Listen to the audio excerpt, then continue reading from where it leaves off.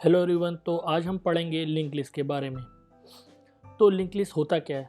Link list एक type का data structure है जो कि लीनियर डेटा स्ट्रक्चर है, जिसमें जो एलिमेंट होते हैं वो कंटिग्यूअसली स्टोर्ड नहीं होते, मतलब एक के बाद एक स्टोर नहीं होते मेमोरी में। वो किसी भी लोकेशन में स्टोर हो सकते हैं इरिस्पेक्टिव कि वो कंटिन्यूअस होंगे। मतलब फॉर एग्जांपल अगर एक एलिमेंट 1000 एड्रेस पे पड़ा है तो ज़रूरी नहीं कि उसके नेक्स्ट एलिमेंट 1001 इंडेक्स पे होना चाहिए। जो नेक्स्ट एलिमेंट है वो किसी भी एड्रेस पे हो सकता है। तो एलिमेंट जो होते हैं वो लिंक्ड होते हैं एक दूसरे से यूजिंग पॉइंटर, मतलब पॉइंटर की मदद से एक एलिमेंट दूसरे एलिमेंट को एक्सेस कर सकता है। तो टाइप्स ऑफ लिंक लिस्ट के बारे में पढ़ेंगे। तो पहला टाइप ऑफ लिंक लिस्ट है single link list. Single link list में क्या होता है, जो नेविगेशन होता है वो सिर्फ एक सिंगल डायरेक्शन में पॉसिबल है, जैसे कि फॉरवर्ड ही, मतलब एक नोड अपने फॉरवर्ड जो उसकी नेक्स्ट नोड है उसी को एक्सेस कर सकती है। ये सिंगल लिंक लिस्ट हो जाता है। दूसरा टाइप का लिंक लिस्ट आता है डबली लिंक लिस्ट। डबली लिंक लिस्ट में क्या होता है कि जो नेविगेशन होता है वो बोथ डायरेक्शन पॉसिबल है, मतलब जो लिंक लिस्ट का एक नोड है वो अपने फॉरवर्ड वाले नोड को भी एक्सेस कर सकता है और अपने बैकवर्ड वाले नोड को भी एक्सेस कर सकता है।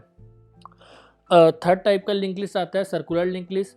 सर्कुलर लिंक लिस्ट में क्या होता है कि जो लास्ट एलिमेंट है वो लिंक्ड होता है फर्स्ट एलिमेंट से। जो लास्ट एलिमेंट है फॉर एग्जांपल वो एक्सेस करेगा फर्स्ट एलिमेंट को नोड के इन a circular fashion.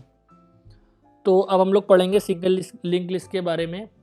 Single link list जो होती है वो नोड्स से मिलकर बनती है। तो नोड्स के दो पार्ट होते हैं। फॉर एग्जांपल पहला पार्ट होता है डेटा और दूसरा पार्ट होता है लिंक। तो इस डायग्राम की मदद से हम लोग समझते हैं कि एक नोड के अंदर दो पार्ट होते हैं, डेटा और लिंक। डेटा जो होती है उसमें एक्चुअल डेटा होता है जो हम लोग का डेटा स्टोर्ड रहता है, और लिंक वाले पार्ट में क्या होता है कि हम लोग का एड्रेस होता है जो कि नेक्स्ट नोड को पॉइंट कर रहा होता है। अब हम लोग देखेंगे representation of single link list. तो फॉर एग्जांपल अगर हम लोग को ये फॉलोइंग एलिमेंट 25, 56, 80, 92 एक लिंक लिस्ट के फॉर्म में स्टोर करने हैं, तो हम लोग एक 4 नोड बना लेंगे चारों डेटा के लिए। तो पहली नोड में क्या होगा, डेटा है 25, उसका एड्रेस होगा 1000। सेकंड नोड उसका डेटा है 56, उसका कुछ एड्रेस होगा 2000।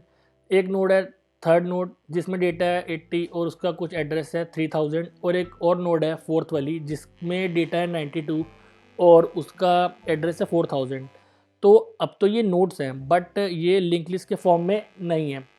तो हम लोग को अगर इसको लिंक लिस्ट के फॉर्म में करना है तो हम लोग को इन नोड्स को कनेक्ट करना रहेगा। तो फॉर एग्जांपल अब जो लिंक वाला पार्ट है नोड का, दैट इज़ अब नोड 1 में हम लोग ने लिंक वाले पार्ट में 2000 डाला है। 2000 क्या है, जो नेक्स्ट नोड है 56 जिसमें डेटा है उसका एड्रेस स्टोर करेगा।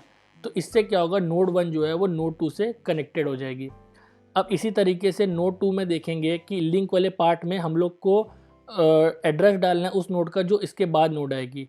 तो नोड 2 में हम लोगों ने एड्रेस डाला है 3000 जो कि नोड 3 को पॉइंट कर रहा है। तो नोड 2 कनेक्ट हो जाएगी नोड 3 से। इसी तरीके से नोड 3 में हम लोग एड्रेस डालेंगे 4000 जो कि एड्रेस है नेक्स्ट नोड का, दैट इज़ नोड 4। और फिर नोड 3 नोड 4 से कनेक्ट हो जाएगी। जो लास्ट नोड होगी वो किसी भी नोड को पॉइंट नहीं करती है। उससे ये मालूम चल जाता है कि ये जो नोड है ये लिंक लिस्ट की लास्ट नोड है। तो जो भी लास्ट नोड होगी वो हमेशा नल को पॉइंट करेगी। अब बात ये आती है कि लास्ट नोड तो नल को पॉइंट करेगी बट जो फर्स्ट नोड है उसको कौन पॉइंट करेगा, मतलब कि नोड 1 से हम लोग नोड 2 में जा सकते हैं, नोड 2 से नोड 3 में और नोड 3 से नोड 4 में। बट अगर हमको नोड 1 में जाना है तो उसका भी एड्रेस कहीं ना कहीं तो स्टोर होगा। तो नोड 1 का एड्रेस एक पॉइंटर में स्टोर होता है जो कि हेडर नाम का होता है, उसको हम लोग कुछ भी नेम कर सकते हैं। वो स्टोर करेगा एड्रेस ऑफ नोड 1। तो इस फॉर्म में हम लोग लिंक लिस्ट को रिप्रेजेंट कर सकते हैं। तो अगर वीडियो अच्छी लगी तो प्लीज़ लाइक करें वीडियो को और चैनल को सब्सक्राइब करें। Thank you.